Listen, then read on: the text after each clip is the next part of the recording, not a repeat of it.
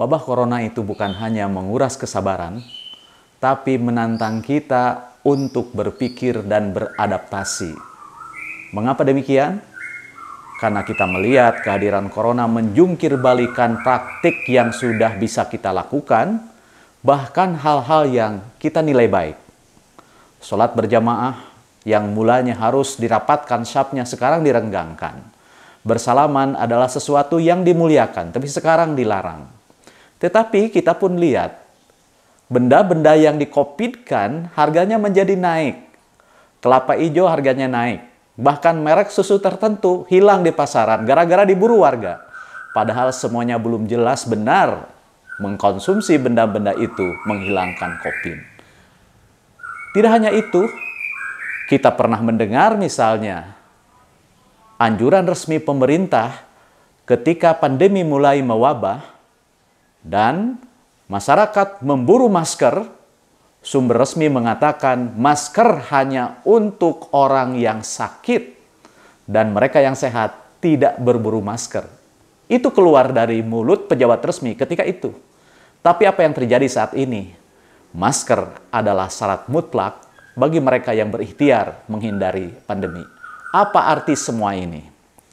Semua ini menunjukkan bahwa sistem pengetahuan tentang COVID sedang tumbuh. Sehingga belum ada kemapanan, belum ada keajegan. Jika sistem pengetahuan saja masih belum mapan, maka jangan salahkan ketika masyarakat mendapatkan informasi yang salah dan memiliki pemahaman yang tidak utuh. Jadi terlepas dari adanya hoax dan berita palsu, bisa jadi pengetahuan kita tentang COVID ini sedang mencari bentuk. Inilah muara mengapa kita harus bersabar. Yang kedua, pertumbuhan yang terus-menerus dan adaptasi yang dilakukan oleh virus itu sendiri menantang kita untuk terus berpikir dan beradaptasi.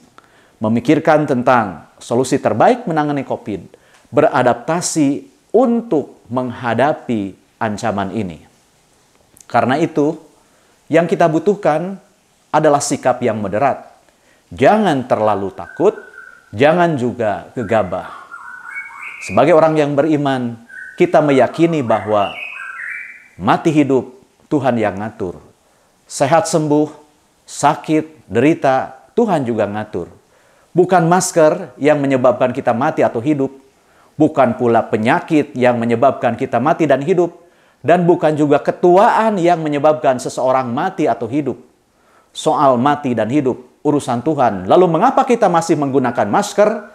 Kita menggunakan masker hanya karena kita menilainya sebagai hal yang perlu.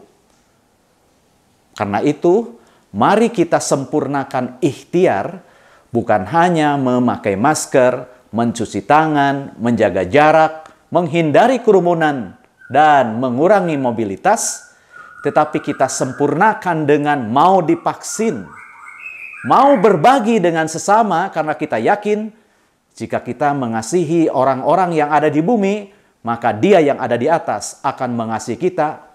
Dan mari kita bersujud pada bumi untuk mengetuk pintu langit. Kita yakin orang-orang yang berdoa tidak akan binasa.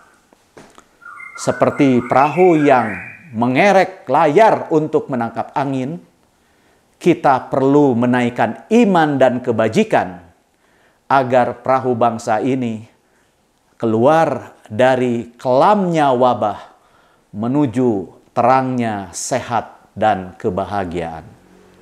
Inilah jalan kemuliaan bagi semua.